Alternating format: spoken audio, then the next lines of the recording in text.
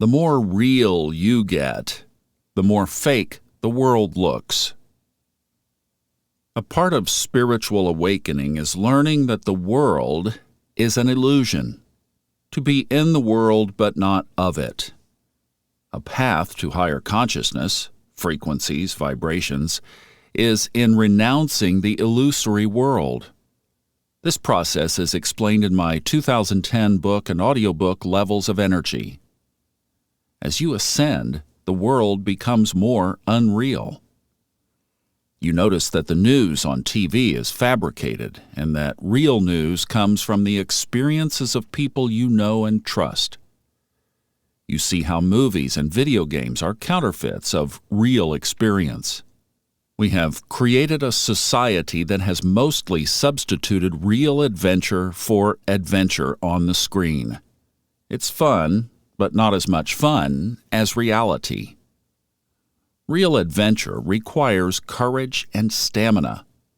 Watching porn can't create real intimacy. Real intimacy requires vulnerability, attentiveness, and respect, and many other things that remain undeveloped in porn.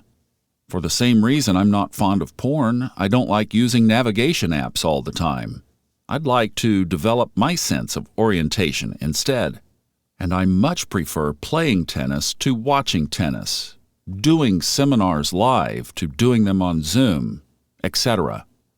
I want real. Now, am I condemning or judging people who spend most of their time in a fake reality? No, but I am saying that if you wish to ascend on the scale of consciousness, go more for the real than the copy. As awareness deepens, you accept that every external object is non-genuine, unsubstantial, playing no part in increasing your energy or ability. You see brand names provide fake status or merit. Real merit is achieved through your work or contribution. Celebrities are fake idols of admiration. Our schooling system teaches much fake knowledge. Fake knowledge is to teach children that our ancestors were primitive and stupid and evolved over time. Real knowledge is to know that we were more advanced than today several times in our history. A pharma company gives you fake medicine. Real medicine heals you. The beauty industry, quote-unquote, doesn't provide beauty. It provides the illusion of beauty. Real beauty comes from your inner state. But many are convinced beauty can be bought with products. In reality, a deeply relaxed person quickly becomes more attractive. Makeup is supposed to enhance already existing beauty, not be a substitute for it. Pharma products are supposed to enhance already existing health, not substitute it. Schooling is meant to supplement experiential learning, not replace it. Alcohol provides fake confidence so that you don't have to go through the discomfort of vulnerability. I smoked for 20 years so that I would never have to face moments of boredom and social awkwardness. Smoking, quote-unquote, helped me avoid any sort of emotional growth. Once I quit smoking, then I had to deal with beingness itself. Every time an opportunity arose to just be, I lit a cigarette instead. Great way to avoid existence. Credit cards provide fake purchases. Real purchases are paid with money you actually have. I saw this on a poster. Beauty is a $532 billion industry that won't make you pretty. Education is a $1,350 billion industry that won't make you smart. Diet is a $72 billion industry that won't make you lean. Pharma is a $1,500 billion industry that won't make you healthy. I loved that poster. It exposed the fraudulent nature of the world in one simple image. How deep does the fakeness go? Everything on earth is, to some extent, tainted, and the sooner you are disillusioned, the better. And what is real? Spirit is real. Your fellow human beings are real. Your body, mind, and soul are real. Your kindness is very real. Your power is real.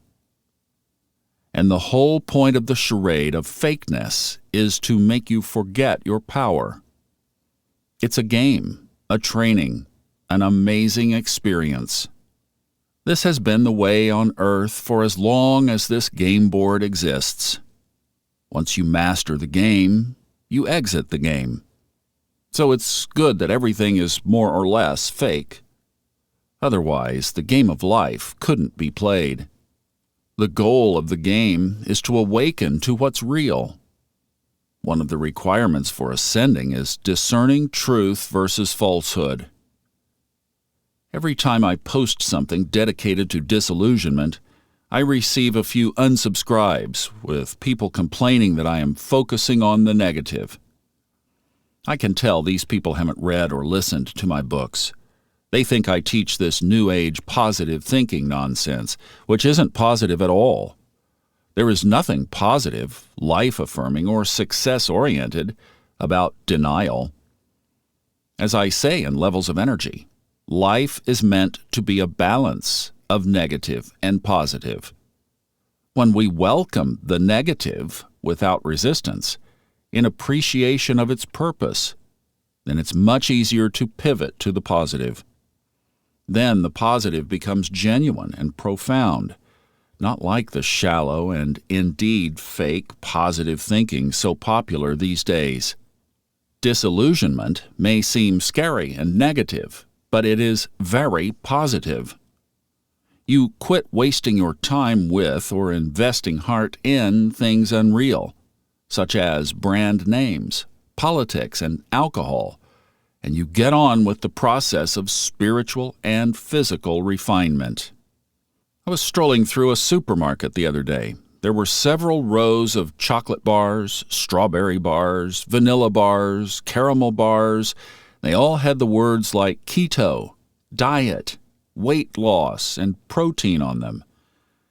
To know that all these sweets have absolutely nothing to do with any keto or weight loss, all you have to do is look at the body shape of the average customer who buys them. If you want the real thing around weight loss, observe what slim people are eating. That's all that's required. I don't know many slim people who use these quote-unquote weight loss chocolate bars or weight loss gummies that stick to one's digestion tract for hours. Simple discernment would tell you that not eating gummies is more conducive to weight loss than eating weight loss gummies. I wonder how much of what people believe these days was dreamed up by a marketer or PR agent. A crazily successful PR campaign was medical masks. Before the PR campaign started, all the usual suspects invested in companies that produced the masks, discussed earlier. But is it really healthy, or have marketers convinced you that it is? When you exhale, your body is getting rid of toxins and unhealthy bacteria. By wearing a mask, toxins are trapped in the fabric, and you inhale it back in. This is why we've had an increase in bacterial pneumonia in recent years. I don't wear masks because they are unhealthy. Oxygen is healthy. But try telling that to all the people that have been bamboozled by the marketers. Some people worry, asking me, "I don't understand, Fred, has the world gone crazy recently?" But mass psychosis is nothing recent. If you are only just now noticing it, you are only just now awakening to a new level. Almost everything is fake, and that's good. It helps you awaken to what's real. Shakespeare said that all the world is a stage, and everyone plays their part. So, enjoy the show. But don't become so identified with it that you suffer. The mass psychosis was already there in the 1980s, the 1500s, or 2000 BC. In the 1980s, we went into a mass psychosis in which pharmacies sprung up on every corner, and hundreds of millions of people went on one medication or another. Also in the 1980s, they started eating foods that won't digest, causing mass obesity. That mass epidemic of obesity caused very little change in the industry or in people's habits. Not changing self-harming habits is psychotic. If you can accept that planet Earth currently isn't all that advanced, then you can enjoy yourself here. You can be abundant. You can be high consciousness. But if you demand that the world is high consciousness, you set yourself up for failure.